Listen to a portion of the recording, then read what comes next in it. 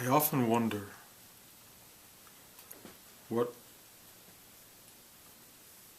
some of the great spiritual teachers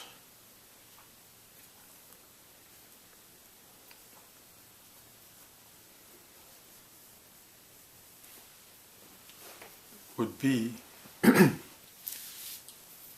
they had to hold down a job, raise children, deal with sick parents,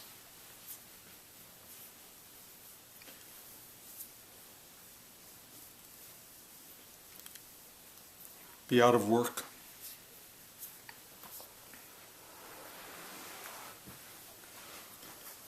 be in bad physical health. You get the idea.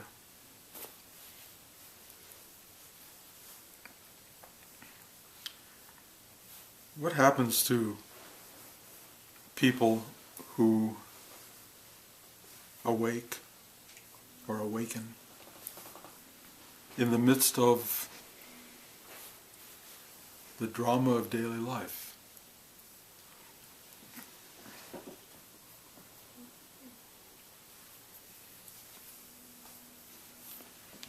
I mean, we're, in a sense, exploring that right now.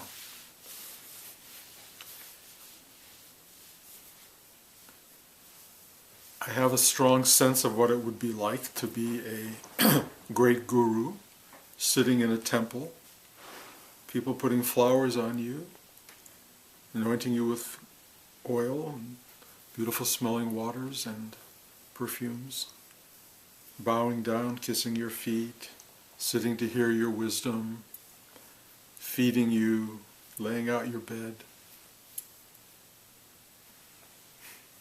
It's a good gig if you can get it.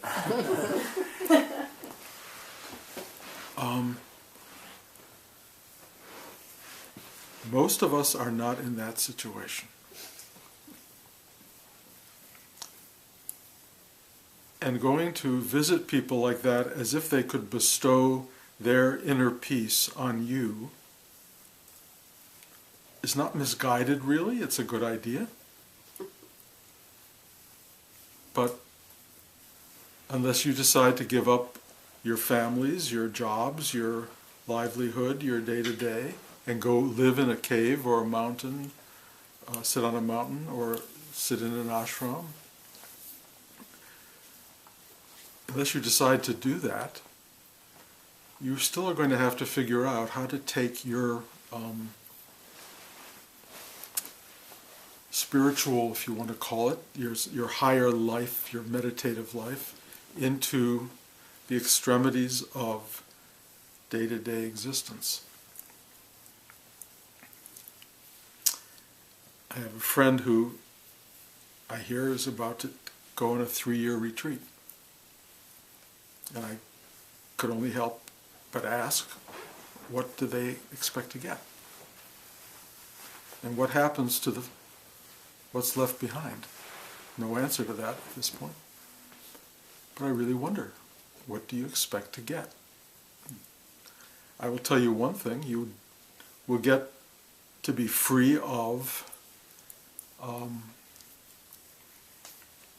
the stories and the narratives around you. You can actually kind of step out of them if you don't drag them with you into the cave. You get relief from, how do I pay the bills? How do I keep the apartment? You get to step out of that. Is that going to bring about spiritual awakening? Well, I don't want to be judgmental exactly, because maybe it will. Maybe it actually will do the trick, whatever that trick is. But it kind of comes down to, what are you expecting? What do you think you're going to get by stepping out of the drama of daily life, the narrative of your story? What do you get?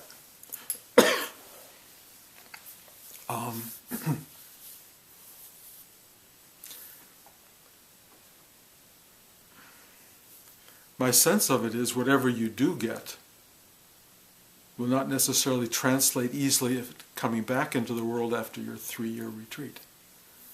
Everything you left behind will be there, probably in more disorder than it was, and you will have to deal with that, assuming you come back. Perhaps you make a permanent departure from the world, and you live your whole life in some monastic ashram-like setting. I don't think it really does take care of all the business of your life, because it just replaces one set of problems with another set of problems.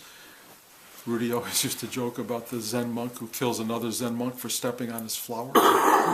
You know, stepping on your flower should not be a cause of murderous intent. On the other hand, you know, unresolved issues in your worldly life and daily life do not necessarily disappear in your spiritual meditative life.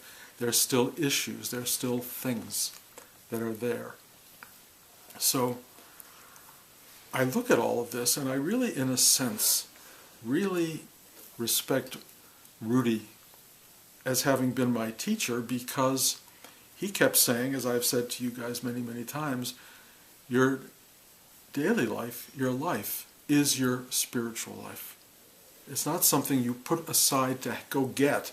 This is it. This is the flowering of, the unfolding of, the examination of your spiritual existence.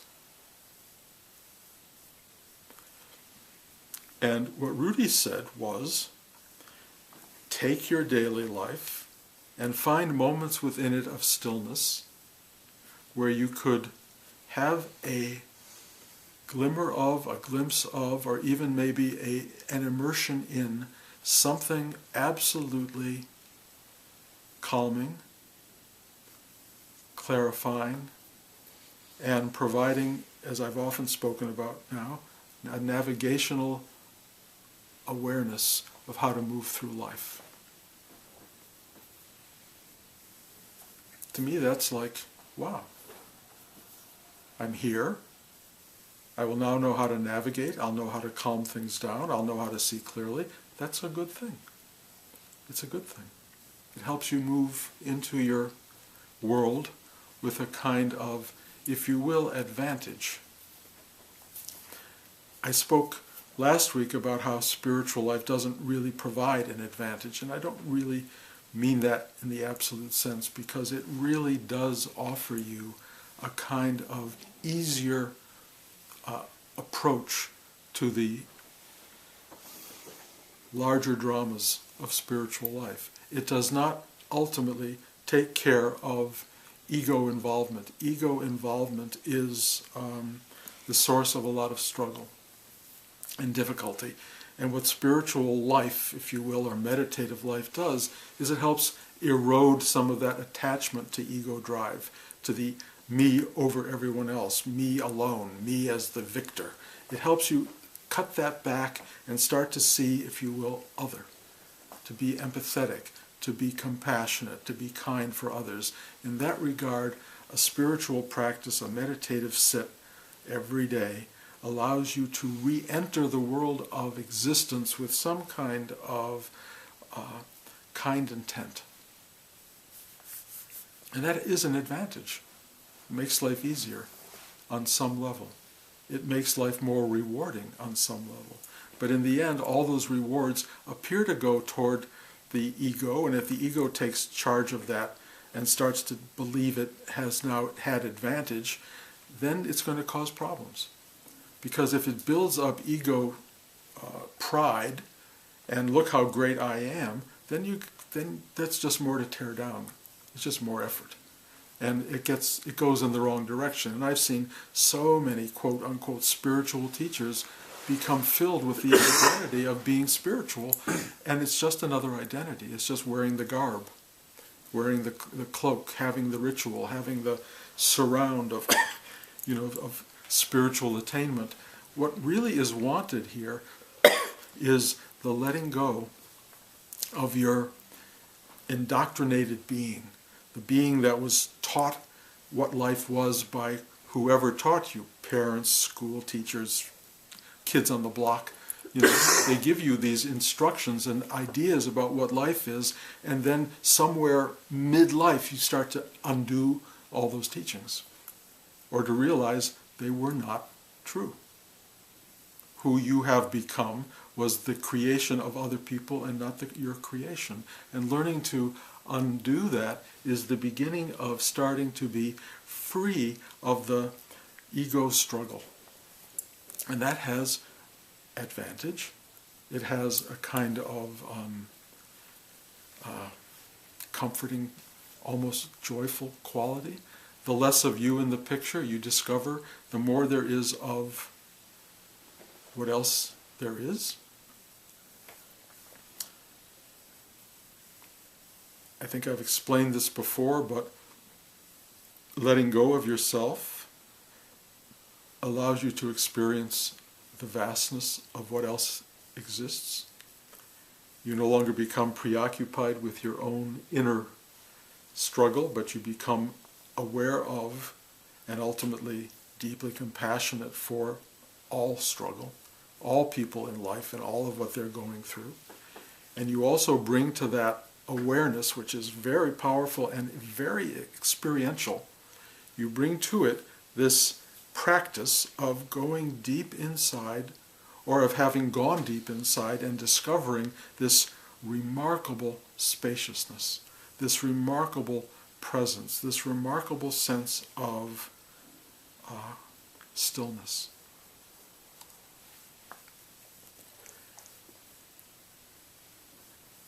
You don't have to leave the world to find it. You don't have to go into 3 years of retreat. I'm not faulting people who do that. Trust me, if that's the decision you want to make, go for it. But I'm telling you, for those of us who can't just leave the world, it can be found here and now. It can be found in this very place. It is in this very place. It's not other. It's not there. It's here. There will always be here. You know that. There down the road will always end up being exactly where you are.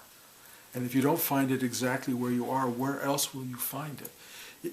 Do you have to sit in a cave for 3 years to discover who you are, when who you are has never been elsewhere but here? If you sit still and are quiet, and if you slowly over the course of time, maybe a lifetime, let go and let go and let go of ideas and thoughts and concepts of yourself, if you start to begin to see who you are, the thing you look for in the cave or in the monastery will reveal itself in the middle of your life, in the middle of everything you do. It has never not been there. And all you have to do is strip away all of the obstruction in your mind and all of the discomforts of your life and just see like, oh, wow, right there, right there.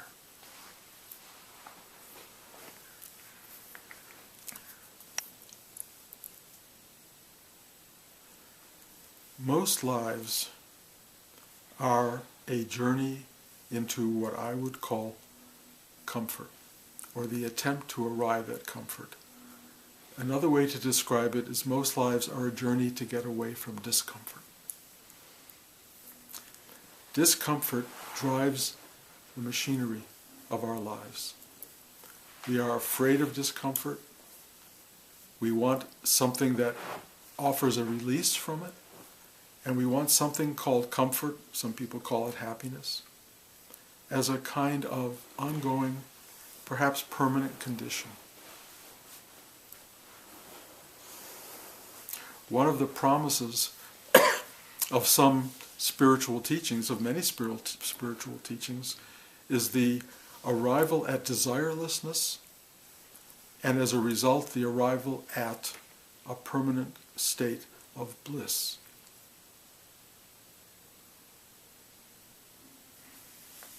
So a lot of people come to meditative practice and spiritual life, sit at the feet of gurus in order to become comfortable, to get rid of discomfort, and maybe to find their way into this place that is never going to experience suffering.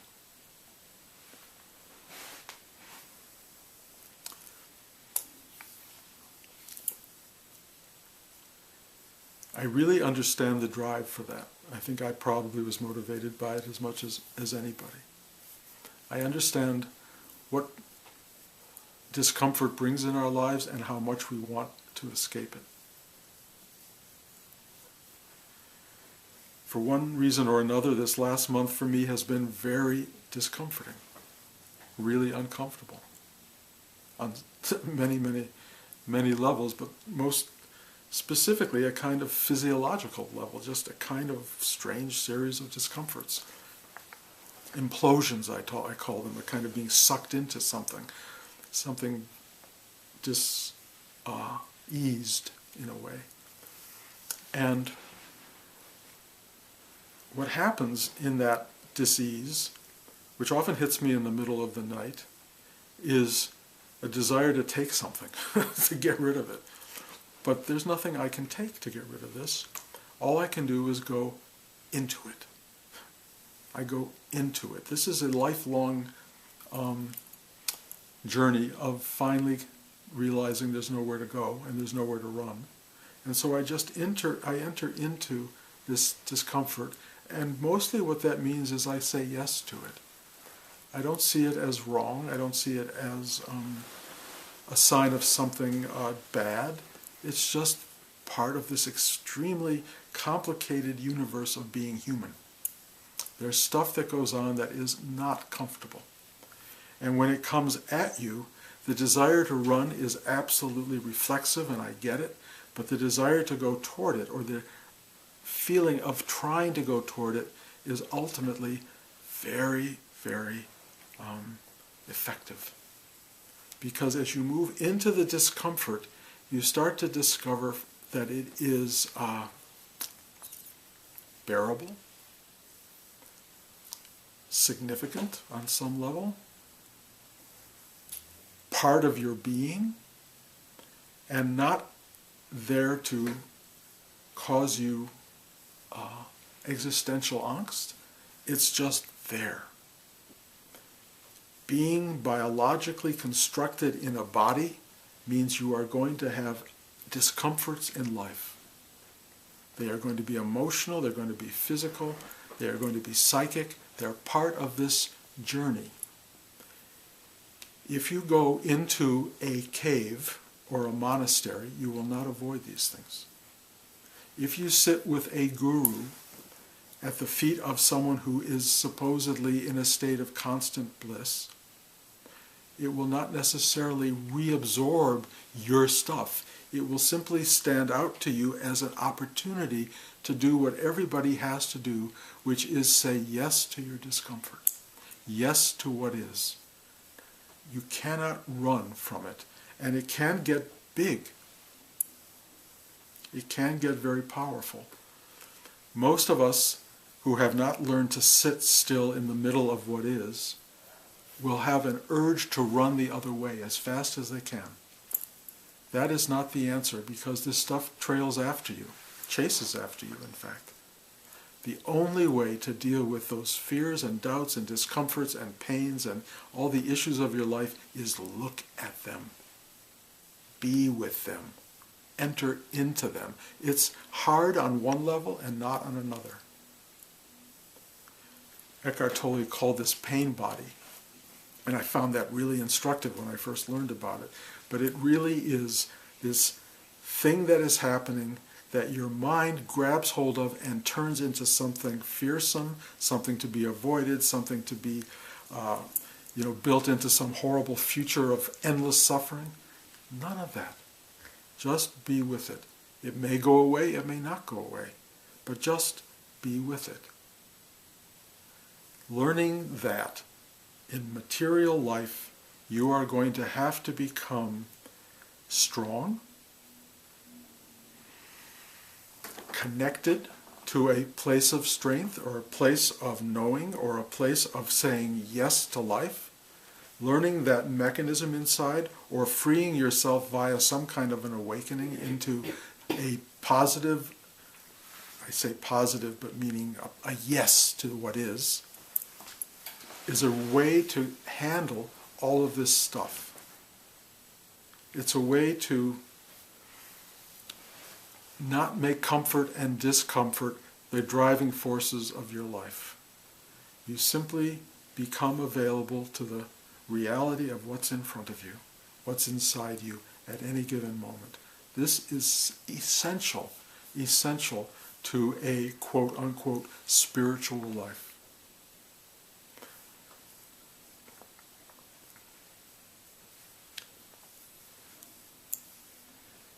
One has to stop running in pursuit of or away from anything.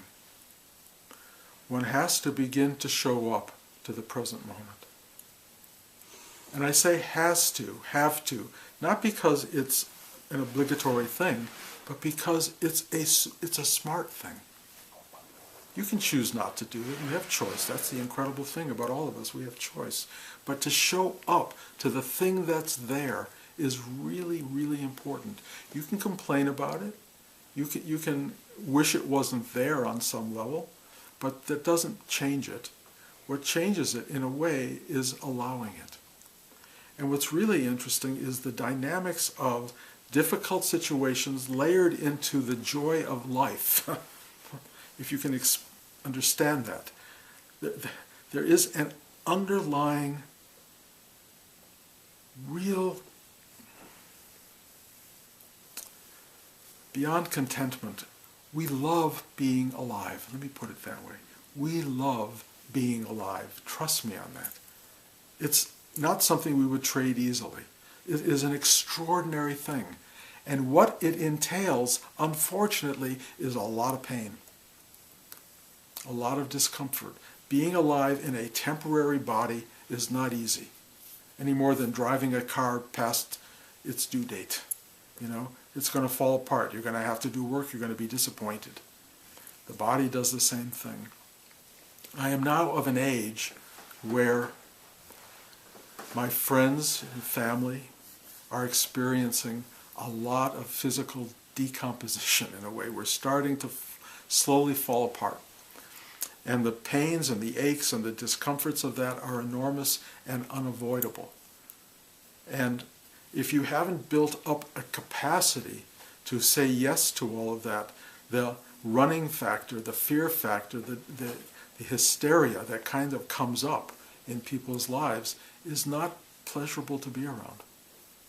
And I totally get it, and I sympathize with it, and I know people's lives suddenly become about going to doctors 24/7, but there is a place inside you that can take a breath and go, so be it, so be it. And be grateful that you're alive. Be grateful and experience the joy in the midst of all of this other stuff. It is a truly non-dualistic embrace of the what is. Finding that is so important, so important. And so the value of what we're teaching is not just about how to escape life, but how to finally really be alive. How to be alive. You don't have to go sit for 3 years in a retreat. That won't help in the end. When the body starts to fall apart, you're going to be sitting there with it.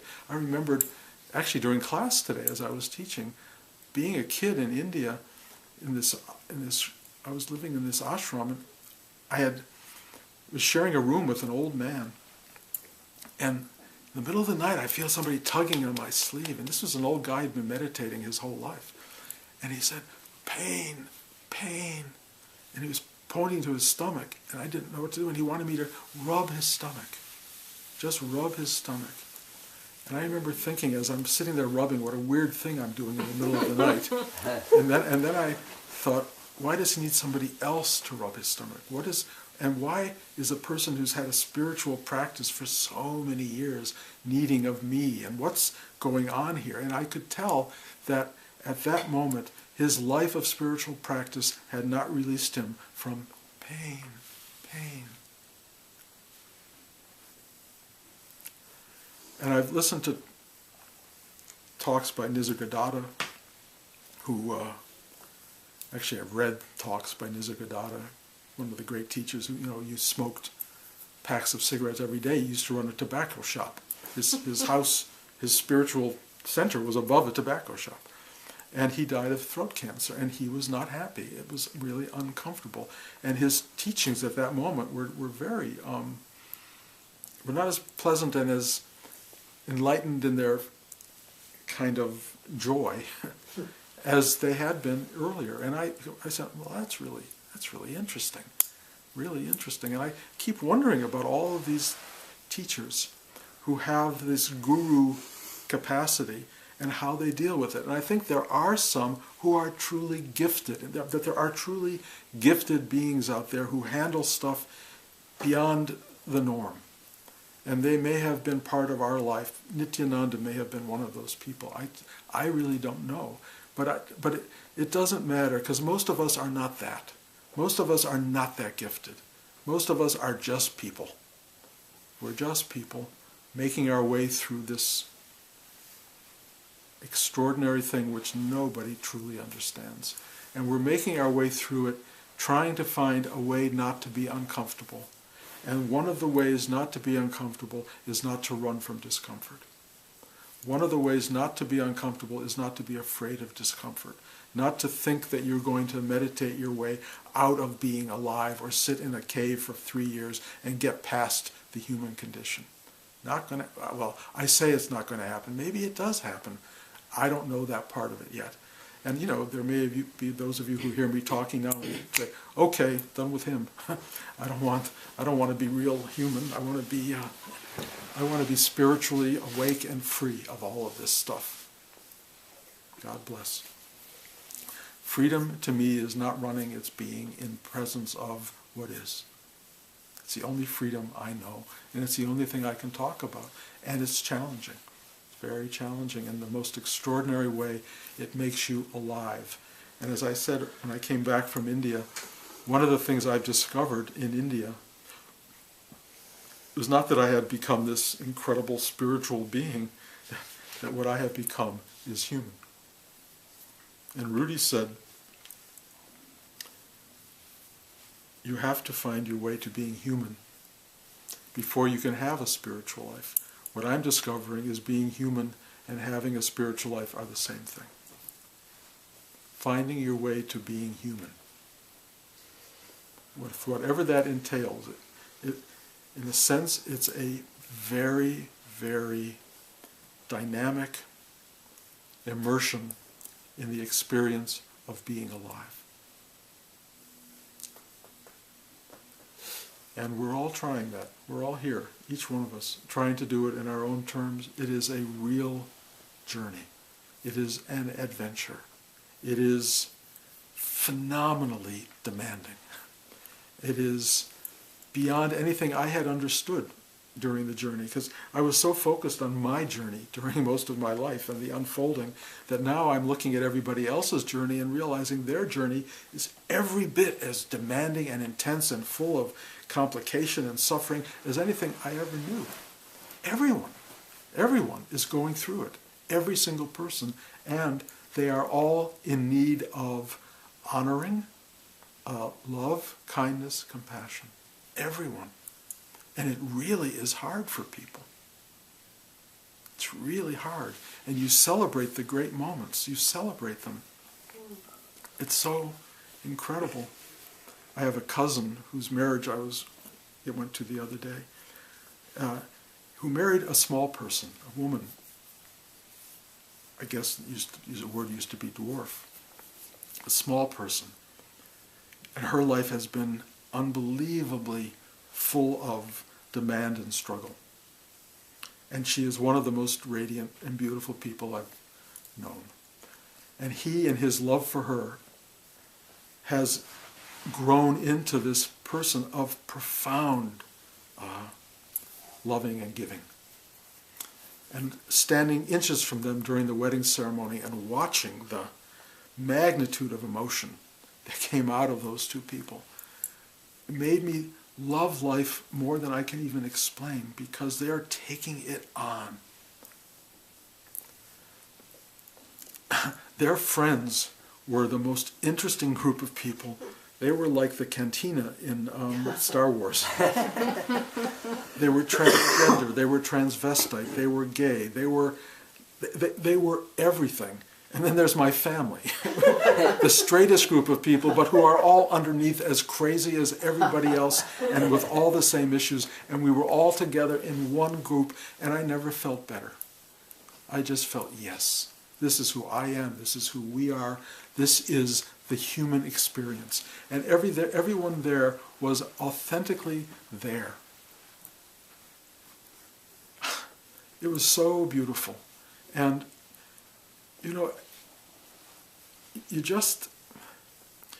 people are looking to get out of this.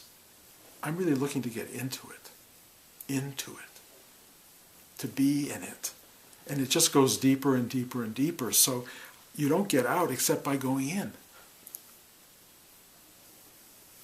There's a great image that I saw post-psychedelic stuff back in the 60s, and maybe you've all seen it, but it is it's a woodcutting of a man sticking his head out of the sky. He's sitting on the earth, but he's sticking his head out of the sky and out of the stars into another realm of being. Like he escapes the world and he's looking out, and there's this vast universe overwhelming and encompassing the realm of being in the earth. And that's kind of what happens when you go in. You can't stick your head out of the sky, but you can go deep inside and stick your head out of the material realm that we mostly inhabit.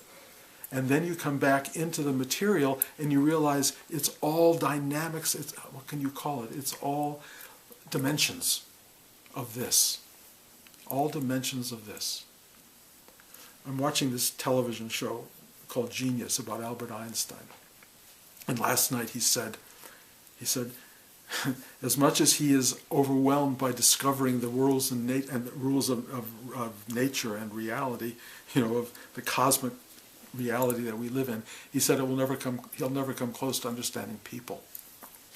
And that's what I really am understanding. If we can figure out people, you will understand the cosmos. We are the cosmos. We are everything.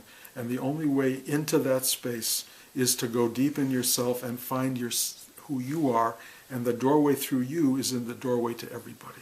And you will begin to see what this world is, and what a drama, and what a struggle, and what an unbelievable adventure it is to be here. And that this spiritual ideal, this meditative practice, is a gift at the center of it that allows you to find your way through something that it is almost unexplorable on some level. It allows you to discover a path to something that happens to be right at the center of it all. So, you can go live in a monastery, or you can simply deal with the fact that the car has to be fixed and the kids need to be picked up at school, or the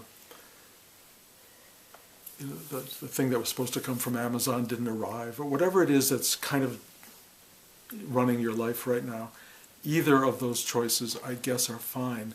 One way or another, you have to find a way of going yes to the whole thing. I wish you luck. Any questions?